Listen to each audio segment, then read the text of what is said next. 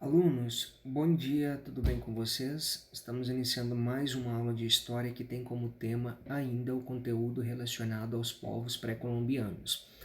Nessa aula de hoje, nós começaremos a fazer alguns comentários relacionados aos povos que recebem o nome, o termo de astecas.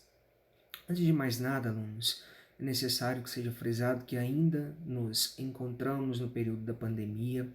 Portanto, todo cuidado é necessário. Evitem de sair. Caso haja necessidade, por favor, recorram a pelo menos 2 máscaras, para que dessa forma vocês se resguardem, bem como vocês também ajudem a proteger a todos os outros indivíduos. Ok?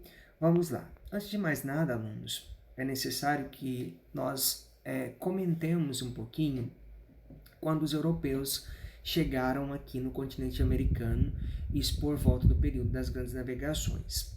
Então, eles vieram para o continente americano, que eles sabiam que se eles navegassem a oeste, eles chegariam e encontrariam terras, mas não tinham essa perspicácia e esse intuito de chegarem aqui e encontrarem um grande número de pessoas vivendo por estes lados.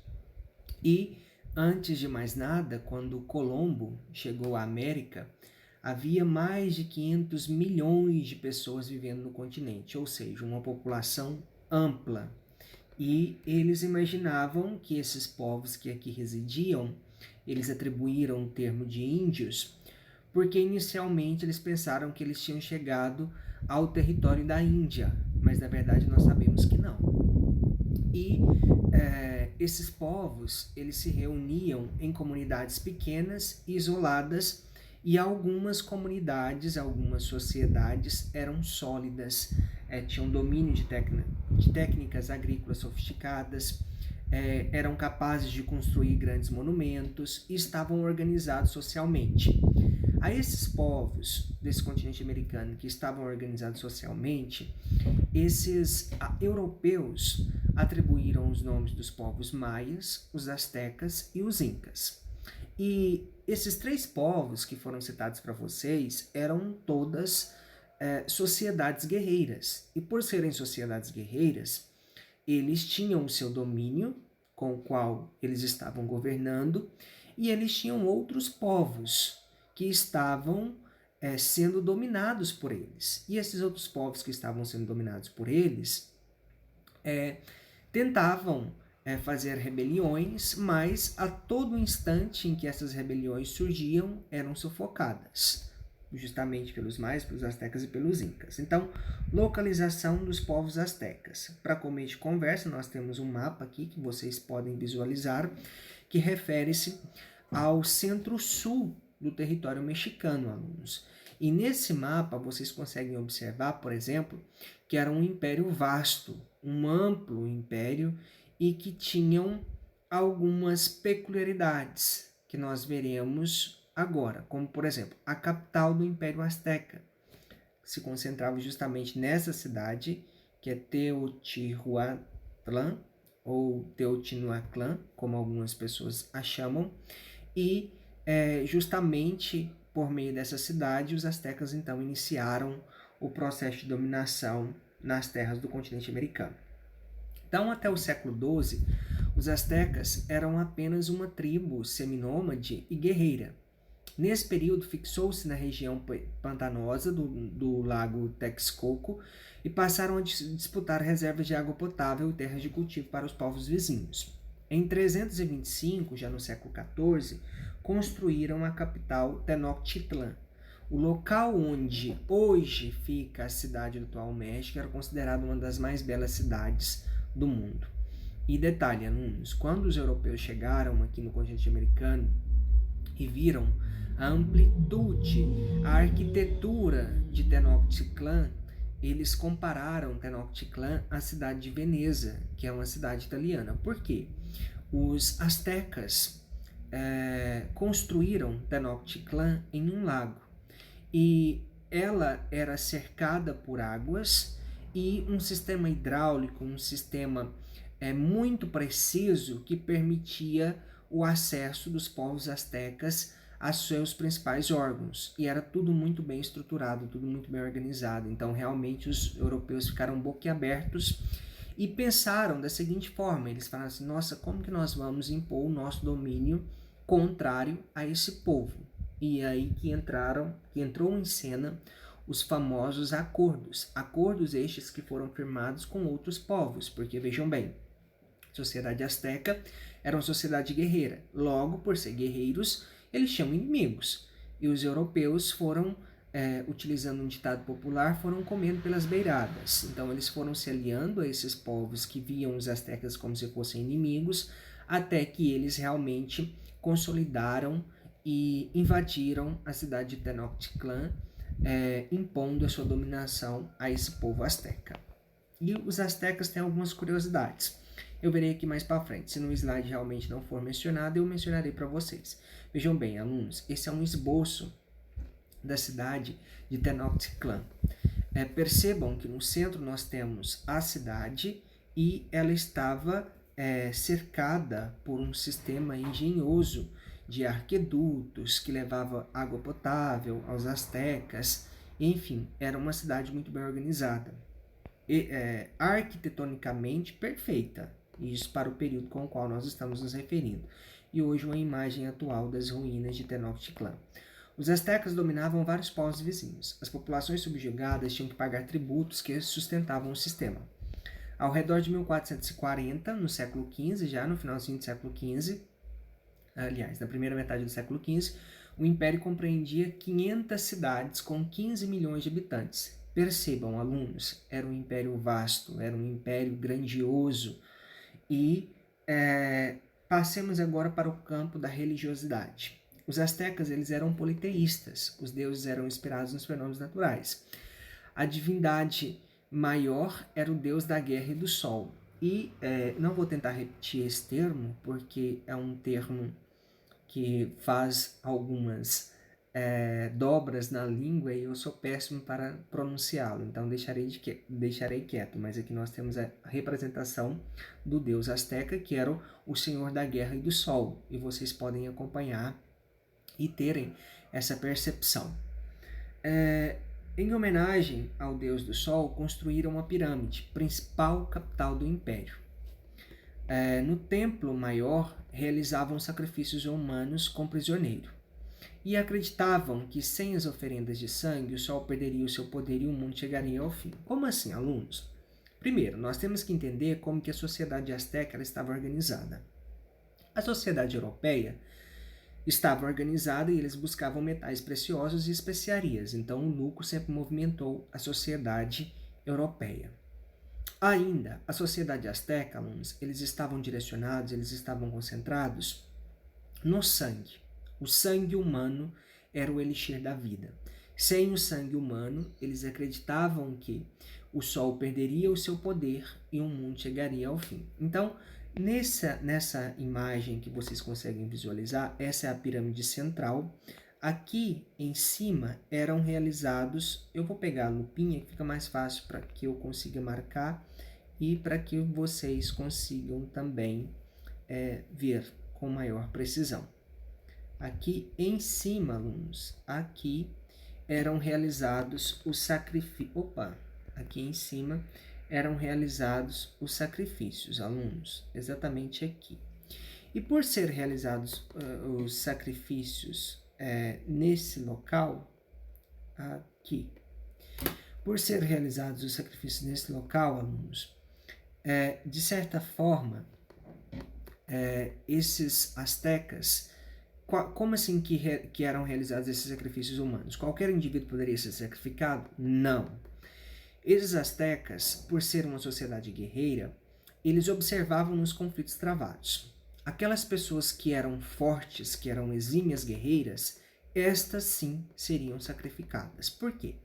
Eles acreditavam que quando a pessoa era sacrificada em homenagem, em manutenção à vida do Deus Sol, as suas habilidades, a sua força, a sua capacidade de introspecção eram absorvidas pela sociedade asteca. E é isso que eu chamo a atenção de vocês. Eles abriam o peito do ser humano, puxavam, ainda tiravam o coração pulsando e ofereciam em homenagem ao Deus Sol. Por este ato, alunos, algumas vezes eles chegavam a morder o coração sacrificado e eles entendiam que dessa forma as habilidades daquele ser que foi sacrificado eram absorvidos por todos. Então, essa é a curiosidade relacionada à sociedade asteca, alunos. Ainda, para satisfazer o Deus Sol, os sacrificados, em geral prisioneiros de guerra, eram colocados sobre uma pedra e seus peitos abertos com o coração, para que o coração fosse retirado, que foi o que eu mencionei para vocês. O ponto mais alto da celebração consistia na elevação do coração pulsante em direção ao Sol, quando a energia cósmica se unia à oferenda, reforçando a fertilidade e a vitalidade do povo. E aqui nós temos uma imagem que representa muito bem. Nós tínhamos uns astecas que seguravam nos braços e nas pernas da pessoa a ser sacrificada, o peito era aberto de forma vertical e retiravam o coração ainda pulsando, ofereciam ao Deus Sol e dessa forma eles acreditavam que as habilidades do guerreiro a ser sacrificado eram absorvidas. A arquitetura. No centro das cidades ficava a área nobre, as residências dos principais senhores, templos e comércio. As ruas eram estreitas, o transporte era feito a pé ou por canais. O planejamento da capital era minucioso, com direito a palácios, praças e até um zoológico. Então, assim, a sociedade asteca, ela era muito bem organizada, alunos, e todos os dados, todos os elementos reforçam isso. Vejam só, era uma espécie de paraíso na Terra. Nós tínhamos canais de água, nós tínhamos os aquedutos, nós tínhamos as vias onde as pessoas faziam uma transição, era tudo muito bem organizado na sociedade asteca, alunos. Capital asteca era ligada ao resto do vale através de pontes e represas. Como a água dos lagos não era potável, construíram aquedutos que traziam o precioso líquido de montanhas vizinhas ou mananciais. Para evitar enchentes, construíram diques. Alunos, percebam aqui. Hoje, nós temos as sociedades que buscam alternativas para as enchentes, e isso no século XIII, aliás, no século XIV, no século XV, os astecas já dominavam isso com precisão.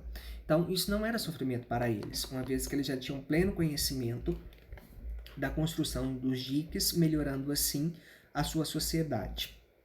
Os templos tinham bases quadrangulares ou superpostas, davam forma de pirâmide escalonada e do ponto mais alto ficava a pedra do sacrifício. Os astecas acreditavam que era preciso construir um novo templo a cada ciclo de 52 anos, para agradecer aos deuses pelo mundo não ter acabado. Não derrubavam o templo antigo, mas construíam sobre ele uma nova construção, cada vez maior que a anterior. Abaixo nós temos um templo, que é a pirâmide, que se localiza na província de Teotihuacan. E abaixo nós temos outra imagem de uma construção asteca, belíssima por sinal. Outra imagem da mesma construção asteca. E lembrá-los que essas construções, essas pirâmides, elas eram construídas de 52 anos para 52 anos. E era tudo muito preciso. Sociedade. No topo da organização social estava o rei, chefe supremo que governava com autoridade divina. A escolha era por via hereditária. Em seguida vinham os sacerdotes e guerreiros, poderosos, tinham voz muito ativa na sociedade. Os sacerdotes eram intermediários entre os deuses e os homens e acumulavam riquezas através de doações e não pagavam impostos. Então, assim, naquele mesmo modelo que a sociedade estamental europeia também estava organizada. Nós tínhamos a nobreza, que era seguida pelos reis, abaixo nós tínhamos os sacerdotes e guerreiros, estes já não pagavam impostos, e por fim nós tínhamos o povão, a classe de comerciantes e artesãos, que respeitados por suas habilidades, o direito de exercer essas atividades era considerado uma herança familiar. A maior parte da população era formada por agricultores, trabalhavam na construção de obras públicas, prestavam serviço militar e pagavam impostos, em contrapartida recebiam soberano investimentos e gêneros alimentícios a seus filhos, tinham uma educação gratuita e garantida. Alunos, um detalhe. Essa educação que essas crianças recebiam Nós sabemos que hoje alguns alunos estão dispostos em alguns dias, né? Por exemplo, essa videoaula que eu estou gravando, eu creio que pouquíssimos de vocês verão, porque pelo número de visualizações eu percebo que poucos alunos estão realmente assistindo. Uma pena, uma lástima, mas fazer o quê? Os astecas, eles tinham um método. Como assim? Se as crianças não queriam assistir a aula, eles faziam uma fogueira de pimenta malagueta e colocavam uma criança com os olhos abertos em cima da fumaça. Isso causa uma dor a alunos, agoniante. Depois, caso a criança ainda permanecesse inquieta, eles pegavam espinhos de árvores e cortavam os braços e as pernas da criança até sangrar, para que desta forma ela prestasse atenção ao conteúdo que estava sendo ministrado. Educação. Nos primeiros anos, o menino, sob a tutela do pai, ajudava nos trabalhos agrícolas, comércio e pesca. Já as meninas, sob a guarda da mãe, aprendiam a cozinhar, afiar e tecer. Semelhante à educação de Esparta, né, que vocês já devem ter estudado no conteúdo do 6º ano. Entre os 6 e 9 anos, iam para as escolas públicas, onde os mestres cuidavam para que os alunos fossem preparados para a vida, preparados daquela forma que vocês têm conhecimento. Escrito nas estrelas. Os astecas utilizavam um sistema de medição do tempo baseado em 2 calendários, o solar e o ritual. O calendário solar era usado para demarcar as mudanças de estação, o ano agrícola e o civil. Tem 18 períodos de 20 dias, os quais se somam 5 dias para completar 365 dias. Esses 5 dias eram considerados vazios e nada importante deveria ser feito neles. Esse é o calendário solar dos astecas, muito preciso por sinal.